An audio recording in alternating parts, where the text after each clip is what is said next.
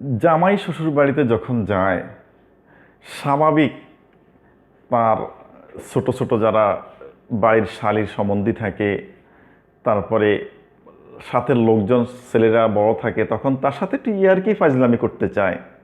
এটা আমাদের স্বাভাবিক একটা নিয়ম, সামাজিকভাবে চলে আসছে। একটু আনন্দ ফুর্তি করে, ইয়ার্কি ফাজলামি করে। কিন্তু জামাই একেবারে নীরব মানুষ, তিনিও কোনো ইয়ার্কি ফাজলামি করতে রাজি না, বা কেউ করলেও সে মুখ গোমরা হয়ে থেকে থাকে, তাদেরকে চোখ পাকানি দিয়ে থাকে।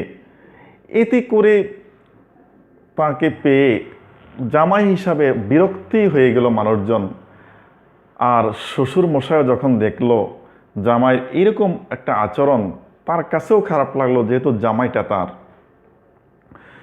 তখন তিনি চিন্তা করলেন একে কিছু বলা দরকার। একে বলল যে, তুমি, এরা একটু কথাবার্তা বলতে চায়, ইয়ার্কি ফাজলামি করতে চায়, তুমি রাগ হও কেন, বা তাদের সাথে তুমি গোমরা মুখে বসে থাকো কেন? তখন জামাই চুপ থাকলো। এতে করে বিরক্ত হয়ে মেয়ের বাপ অর্থাৎ তার শ্বশুর বেয়ের কাছে বিষয়টা নালিশ করলো যে, আপনি ছেলেটিকে পাঠিয়েছেন, একটু কমন সেন্স তো থাকা দরকার। এরা একটু আনন্দ ফুর্তি করবে, কথাবার্তা বলবে, ছেলে মেয়েরা বাড়িতে আছে, ছেলেদের সাথে একটু ঘোরাঘুরি করবে। এই সারাদিন চুপ থাকে, বসে থাকে, এটা তো সুন্দর দেখা যায় না। আপনি তাকে কিছু বলে দিয়েন। কোনো ইয়ার্কি ফাজলামি সে নিজেও করতে জানে না, কেউ করলে সেটাও সে বুঝতে পারে না, বা সে মানতে রাজি না। তার এই সমস্ত কথায় তার ছেলের বাবা একটু মনক্ষুণ্ণ হলেন। এবং মনক্ষুণ্ণ শুধু হন নাই, তিনি ছেলে যখন বাড়িতে গেল তখন তাকে বলল, বাবা তুমি এরকম কেন? বিয়ে করেছো, কারোর সাথে কি বিয়েতে যাও নাই? তুমি জানো না যে শ্বশুর বাড়িতে গেলে কিভাবে চলতে হয়? এই সমস্ত কথা তাকে বললে তার ব্রেনটে খুব আঘাত লাগলো, অপমান করে কথা বলল, যে তুই ইয়ার্কি ফাজলামিও ছিল না, বোঝো না। তখন সে রাত্রে চিন্তা করলো যে কিভাবে ইয়ার্কি ফাজলামির শোধ উঠানো যায়, তাদের দুজনকে শিক্ষা দিতে হবে কিভাবে।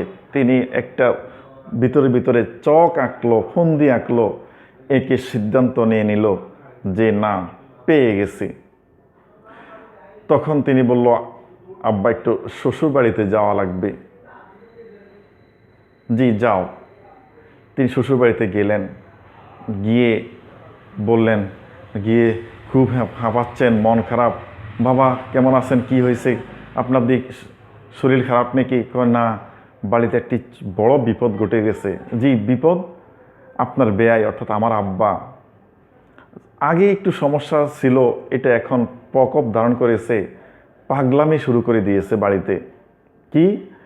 জি পাগলামি করে, এবং শুধু একা একা পাগলামি নয়, তার কাছে সবসময় একটা বাঁশের লাঠি থাকে, যে আসে তাকে সে 3টা বাড়ি দেওয়ার চেষ্টা করে, বাড়ি দিতে চেষ্টা করে, মারার জন্য চেষ্টা করে। এখন বড় সমস্যা, তাকে তো আমি এখন কি করব? হ্যাঁ তাহলে তো বাবা তুমি যাই বলেছো, তাহলে তো আমাকে বেয়াইকে একটু দেখতে হয়, কালকে আমি দেখি যাব, একটু বেয়াইকে দেখবো, দেখে আসবো। জি কয়টায় যাইতে পারেন? এই 10টায়, 10টার দিকে দেখি রওনা করব। এমনি করে সে উপদেশ দিয়ে দিল, আব্বা আপনি যাবেন, দয়া করে একটা লাঠি নিয়ে যায়েন, কারণ সে আপনাকে আঘাত করবে, আপনি আঘাত ঠেকাতে হবে। আর যদি আপনি 3টা বাড়ি দিতে পারেন, একটা ঘাড়ে, আরেকটা পিঠে, আরেকটা পাছায়, 3টা বাড়ি যদি জোরে তাকে দিতে পারেন, তাহলে সে অনেকটাই সুস্থ হয়ে যাবে। জি সেটা তাই বলছো, সত্য?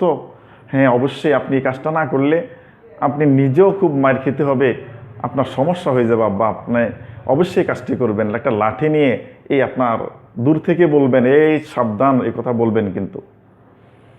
জি ঠিক আছে, কালকে আমি 10টায় আমার বেয়াইকে দেখতে যাব।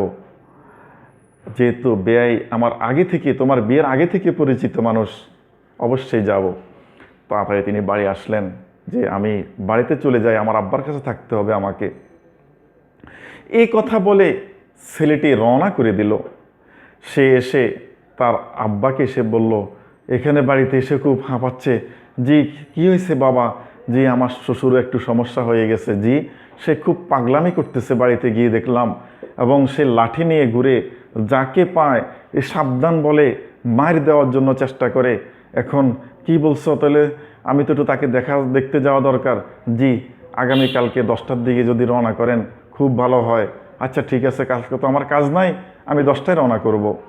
এই কথা বলে যে আব্বা একটু অনুরোধ রইল, আপনি যাওয়ার সময় একটা লাঠি নিয়ে যাবেন, কারণ লাঠি নিয়ে দূর থেকে বলবেন এই সাবধান, আর কাছে গিয়ে আপনি 3টা বাড়ি যদি দিতে পারেন, আমি শাশুড়ির কাছে শুনেছি 3টা বাড়ি দিলে সে ঠিক হয়ে যাবে, একটা ঘাড়ে, একটা মাজায়, পিঠে, একটা কোমরে।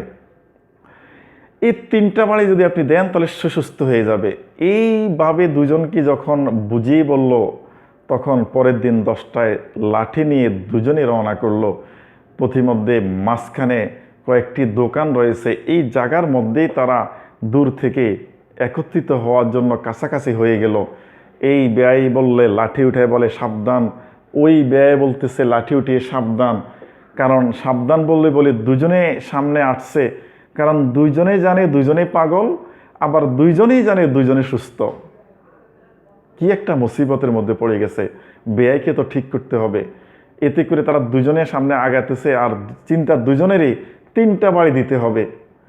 এইভাবে দূর থেকে তাওয়ায় তাওয়ায় আসতে আসতে কাছাকাছি যখন চলে আসলো, তখন বাড়ি দেওয়ার জন্য যখন চেষ্টা করলো, সে দুজনে বাড়ি ঠেকানোর জন্য চাইতেছে, কারণ সে জানে সে সুস্থ, অন্যজনে পাগল। চেষ্টা করতেছে ঠেকানোর জন্য। এতে করে মানুষ জমা হয়ে তাদেরকে তাড়াতাড়ি দুজনকে ধরলো। ধরার পরে বলল, তোমাদের কি হয়েছে? এই বলে সে পাগল হয়ে গেছে, ওই বলে এই পাগল হয়েছে। কি বলছেন আপনারা দুজনে? আপনারা দুজন না বেয়াই হয়েছেন? জি, বেয়াই হয়েছে, তারা অসুস্থ দুজন। তো সে বলে অসুস্থ, এই বলে অসুস্থ। আরে কি একটা মুসিবত! বলো, আপনার শান্ত হন। দুজনকে 2টা দোকানে বসালো। কি হয়েছে? বলল যে আমার ছেলে এসে বলছে আমার বেয়াই পাগল হয়ে গেছে। এ বলে একই কথা, আমার জামাই বলছে আমার বেয়াই পাগল হয়ে গেছে, এভাবে মাইর দেওয়া লাগবে। ধরো, তাকে ধরে নিয়ে আসো। কয়েকজনে গিয়ে তাকে কান ধরে নিয়ে আসলো। কি হয়েছে, দুজনের মধ্যে তুমি ঝগড়া লাগালে কেন?